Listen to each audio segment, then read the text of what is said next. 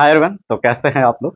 आशा है कि आप मस्त होंगे, बिंदास होंगे और ज़बरदस्त होंगे और आपको क्लास 10 का पढ़ाई एकदम मस्त चल रहा होगा। तो आज हम लोग इस वीडियो में केमिकल रिएक्शन एंड इक्वेशन को लेकर बात करेंगे। ठीक है, तो चलिए बिना टाइम गंवाए हुए अब हम लोग स्टार्ट करते हैं केमिकल रिएक्शन एंड इक्वेशन। तो देखिए, फर्स्ट ऑफ ऑल क्या है कि हम लोग चैप्टर जो पढ़ने जा रहे हैं ना, केमिकल रिएक्शन एंड इक्वेशन, तो हमारा दिमाग में पहला क्वेश्चन आता है कि केमिकल रिएक्शन होता क्या है। तो उसको हम लोग जानेंगे और उसके बाद में फिर हम लोग एक एक टॉपिक को इसी तरह से जानते हुए हम लोग बहुत ही सिस्टमेटिकली ढंग से कवर करेंगे।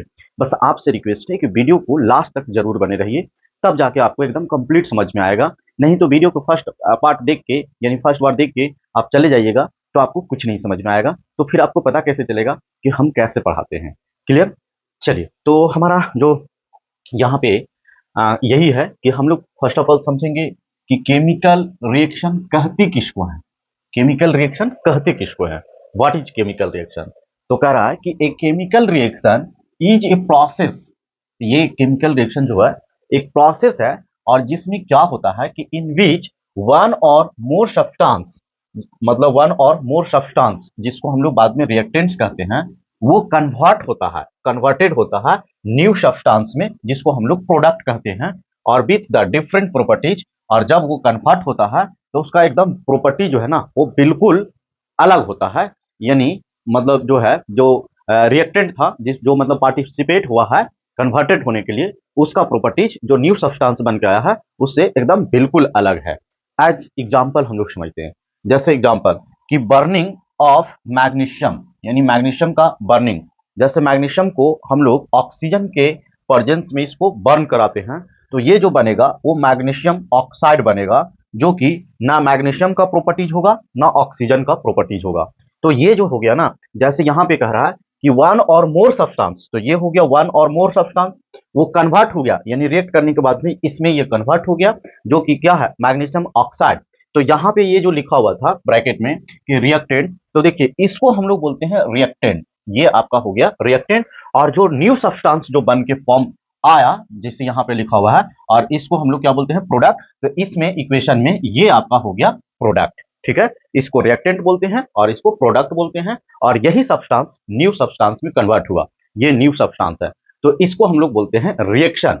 यानी हम लोग सिंपल लैंग्वेज में यदि इसको कहें तो कोई सब्सटेंस जो है वो रिएक्ट करके यदि न्यू सब्सटेंस बनाता है तो इसमें रिएक्शन रिएक्ट करके और नए सब्सटेंस, तो ये इसीलिए इसको रिएक्शन कहते हैं।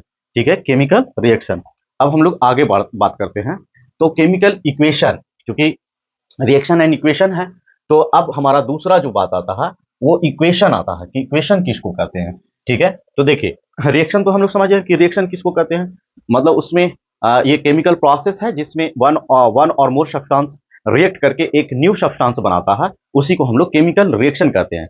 अब हम लोग समझेंगे कि इक्वेशन किसको कहते हैं। तो देखिए एक chemical equation is symbolic representation of chemical reaction.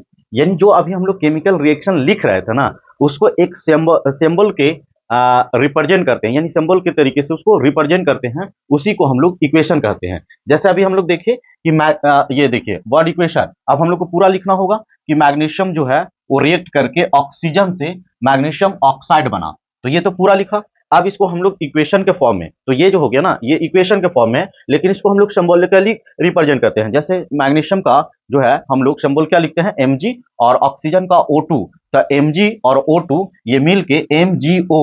ठीक है, अब ये जो हो गया स्केलेटन इक्वेशन, इसको हम लोग कहते हैं। ठीक है, ये वर्ड इक्वेशन हो गया और ये स्केलेटन इक्वेशन, तो यही इक्वेशन हम लोग कहीं भी लिखते हैं और इसी इक्वेशन के, चूंकि ये लिखना बहुत लंबा है तो हम लोग सिंबल को यूज करके इक्वेशन बनाते हैं।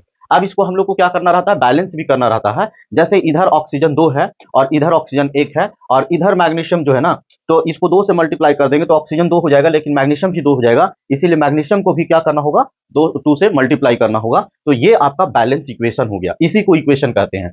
तो ये वर्ड इक्वेशन हो गया। यदि आप इस तरह से लिखते हैं तो इसको वर्ड इक्वेशन कहते हैं और इसको स्केलेटन इक्वेशन कहते हैं जब आप इसको सिंबॉलिक रिप्रेजेंटेशन करते हैं। तो आशा है कि आपको समझ में आ गया होगा कि जो हम लोग केमिकल रिएक्शन जो लिखते हैं उसको इक्वेशन के फॉर्मेट में कन्वर्ट करते हैं, यानी उसका सिंबल रिप्रेजेंटेशन बनाते हैं, उसी को हम लोग केमिकल इक्वेशन कहते हैं। तो हम लोग दो बात समझ गए कि केमिकल रिएक्शन किसको कहते हैं और केमिकल इक्वेशन किसको कहते हैं। ठीक है, अब हम लोग नेक्स्ट की बात करें तो देखिए यहाँ बैलेंस केमिकल इक्वेशन यानी यहाँ पे जो इक्वेशन लिखेंगे तो ऐसी नहीं कि ऑक्सीजन है हाइड्रोजन के साथ में रिएक्ट करेगा तो आपको ये वाटर बनाएगा, तो ऑक्सीजन प्लस हाइड्रोजन ऐसे करके नहीं लिखना, उसको बैलेंस करके देखना है। बैलेंस में क्या करना है, तो बैलेंस में इस बात को ध्यान देना है जो कि रिएक्टेंट यानी रिएक्टेंट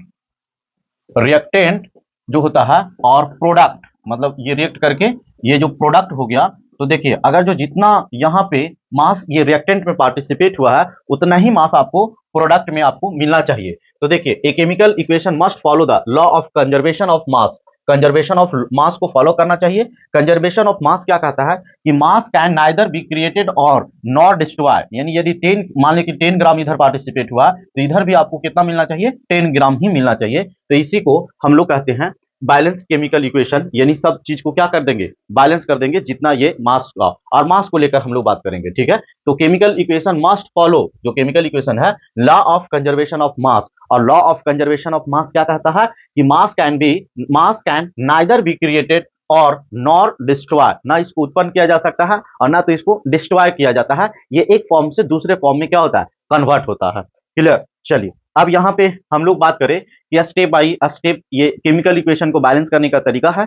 खैर आप इसको देख लीजिए, मैं इसको अलग तरीके से एक वीडियो में आपको बैलेंस करने के तरीका बताएंगे हिट एंड ट्रायल में, यानी बहुत तरीका होता है, बस खाली यहाँ पे इसको देख लीजिए कि पहले क्या करेंगे कि राइट स्केलेटन इक्वेशन लिखेंगे। जैसे हम लोग मान लीजिए कि H प्लस में O2 और ये रिएक्ट करके क्या बना H2O, तो इसको हम लोग बोलते थे, और नहीं तो फिर इसको हम लोग हाइड्रोजन, तो ये वर्ड इक्वेशन नहीं, तो अगर जो बैलेंस करना है तो वर्ड इक्वेशन नहीं, आपको स्केलेटन इक्वेशन लिखना होगा फर्स्ट ऑफ ऑल, इस बात को ध्यान है। फिर काउंट करना है कि count atoms of each elements, मतलब इधर एटम ये जो है ना, इधर काउंट करना है कि count atoms of each element, यानी जो भी एलिमेंट है उसका एटम काउंट करेंगे कि कितना एटम रिएक्टेंट में है और कितना एटम प्रोडक्ट में है। फिर क्या करेंगे, balance metal first then non metals, यानी पहले मेटल्स को बैलेंस करेंगे और फिर नॉन मेटल को बैलेंस करेंगे, फिर balance oxygen and hydrogen last में, और फिर चेक फाइनल इक्वेशन को चेक करेंगे। तो ठीक है, ये समझने के लिए आप इसको ऐसे थोड़ा सा दिमाग में रख सकते हैं, लेकिन मैं आपको अलग से बहुत ही अच्छे से समझाऊंगा और एग्जाम्पल के साथ, ठीक है।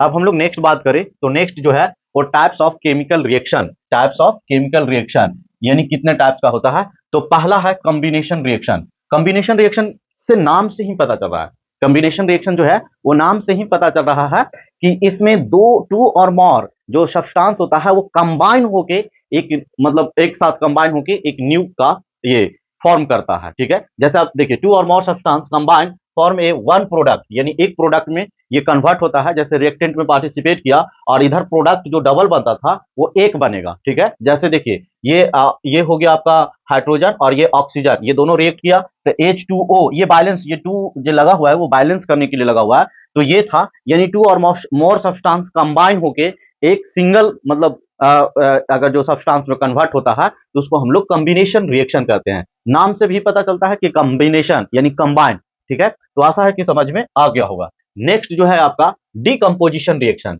डीकंपोजिशन रिएक्शन में क्या होता है कि एक सब्सटेंस जो है वो डिकम्पोज होके यानी टूट के टू और मोर सब्सटेंस में कन्वर्ट होता है। चलिए जैसे ये single compounds break down into the simpler substance, ठीक है। जैसे थर्मल हो गया, और ये टाइप्स जो हो गया वो थर्मल हो गया, हीट, इलेक्ट्रोलाइटिक, फोटो, ये तो ये सबसे ये मतलब टूटता है। जैसे यहाँ पे कैल्शियम कार्बोनेट जो है, तो ये अगर जो मतलब ये सब्सटेंस है और इसको जब हीट, ये थर्मल मतलब हीट दिए, इलेक्ट्रोलाइटिक किए, फोटोलाइटिक किए, तो ये CaO और CO2 यानी कैल्शियम ऑक्साइड और ये कार्बन डाइऑक्साइड, ये दोनों में ये क्या हो गया, कन्वर्ट हो गया, ठीक है। ये दोनों में क्या हो गया, जैसे आप अभी इसका नॉमेनक्लेचर के ऊपर ध्यान नहीं दीजिए, देखिए ये CaO CO3 हो गया और ये हो गया CaO और CO2, तो इसको मतलब ब्रेक डाउन हो गया और इस फॉर्मेट में ये ब्रेक हो गया। क्लियर। चलिए अब हम लोग नेक्स्ट की बात करें तो नेक्स्ट जो है वो डिस्प्लेसमेंट रिएक्शन, यानी डिस्प्लेसमेंट रिएक्शन मतलब क्या हुआ कि जैसे मान लीजिए कि ए जो है वो बी के साथ में रिएक्ट किया, तो यहाँ पे जो मान लीजिए कि सी और डी बना हुआ है, तो देखिए ये जो है इसके साथ, जैसे एग्जांपल समझिए, जैसे Zn और CuSO4, तो ये क्या हो गया कि यहाँ पे SO4 और Cu हो, तो ये इसके साथ चला आएगा, ये इसके साथ चला आएगा और ये जो है ना अलग चल जाएगा, मतलब रिएक्ट करके, तो यहाँ पे क्या ZnSO4 और प्लस में Cu, तो ये डिस्प्लेस हो गया, यानी अपना जगह चेंज कर लिया। डिस्प्लेसमेंट मतलब क्या, एक जगह चेंज करना है। जैसे a more reactive element displaces less reactive element के साथ में, तो उसको हम लोग डिस्प्लेसमेंट रिएक्शन कहते हैं। आशा है कि ये बात आपको अच्छी तरह से समझ में आ गया होगा। और हम लोग इस वीडियो में इतना ही कवर करते हैं, क्योंकि वीडियो लंबा नहीं बनाना है, ठीक है। अभी आदत लगाना है, फिर हम लोग इसको मतलब लॉन्ग वीडियो जैसा आपका डिमांड होगा उसके अकॉर्डिंग हम एक एक चैप्टर एक एक वीडियो में भी कवर कर सकते हैं, ठीक है। तो अगर जो ये आपको स्टार्टिंग है केमिकल रिएक्शन एंड इक्वेशन ये समझ में आया तो वीडियो को लाइक कीजिए, सब्सक्राइब कीजिए, हाँ नोटिफिकेशन जरूर ऑन कर लीजिए, और ताकि जब भी मैं वीडियो अपलोड करूं तो आप तक तुरंत पहुंच जाए। हाँ, इसके साथ एक और इन्फॉर्मेशन देनी थी कि आप अगर जो एसएसटी पेपर एकदम live line by line NCERT पढ़ना चाहते हैं तो 3 बजे आप डेली लाइव आइए। वहां पे आपको एक एक टॉपिक, हर एक दिन एक एक टॉपिक लाइन बाय लाइन पढ़ाया जा रहा है, और संडे को कंप्लीट जितना टॉपिक हम लोग पढ़ेंगे उसको हम लोग रिवीजन करते हैं, ठीक है। Thank you.